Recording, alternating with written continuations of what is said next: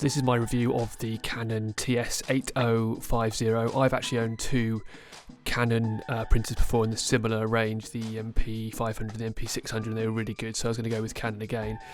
This looks like just an updated model. Interestingly, it takes an old style USB cable, which I guess makes sense because a lot of people have these around, but there wasn't actually one included in the box, which I thought was a slight oversight. I think they should probably have included one so you're ready to go. So this is the front. It's got a CD slot so you can print on CDs and DVDs, obviously. That's something which I wanted.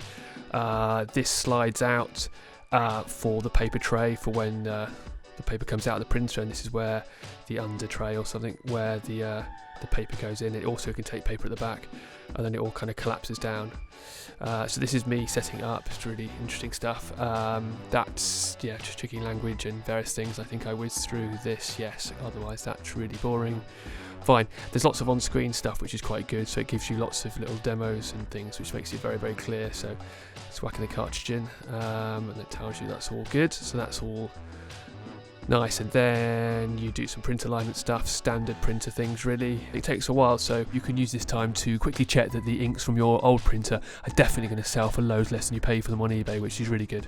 The next part of alignment, you actually scan the sheet that you've just printed, and then you go on to installing the software. So you install the software using the CD, and it actually updates to the latest version as part of this, and then you plug it in and start the installation process. It takes ages to do that, so you can check back to eBay to check that it's still not selling for any kind of price, and that's it complete. Then it installs quite a lot of other software which you may or may not use.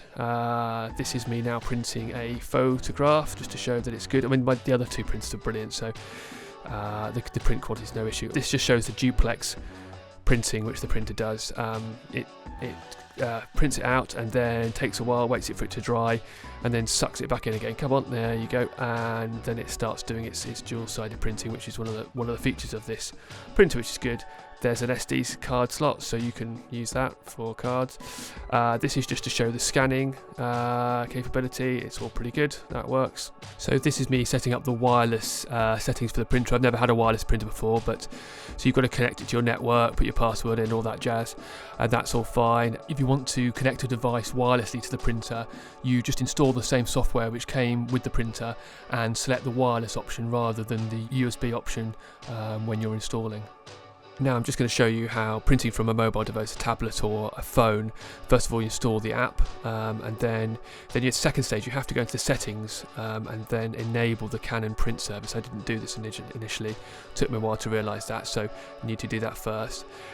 Then this is a PDF, you just go into the document obviously, and then go to print surprisingly, and you click on that, and it's got a few options, but actually they're not as much as you'd expect on a desktop.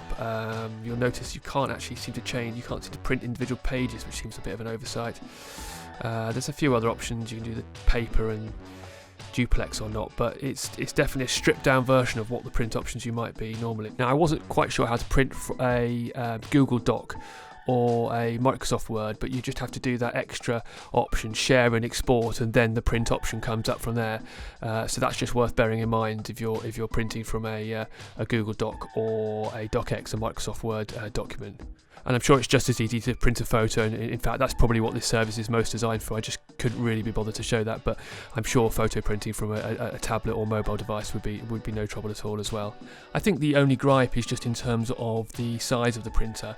The advertised size and all the stats on Amazon and things like that will show quite a small footprint, but in reality when you're actually using it, a lot of these trays and different things have to come out to make it functional.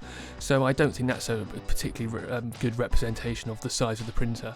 The paper trays automatically retract once you finish printing, but the top panel doesn't retract automatically. You have to push it down. It's not a big issue, it's a first world problem, but it would have been quite nice if it all retracted together automatically. So overall this is a really impressive printer. The printing quality, especially the photo printing, is really impressive as you'd expect from Canon. Scanner's really good, it does duplex printing and prints on CDs and DVDs. My only gripe with the printer would just be concerning the size. I think the way they advertise it and show the photos, it shows it is very compact, and I think they could be a little bit more honest in terms of the actual realistic size of this printer and the footprint on your desk, because once you've got all the different paper trays extended, it is quite a lot bigger than it might suggest in some of the pictures.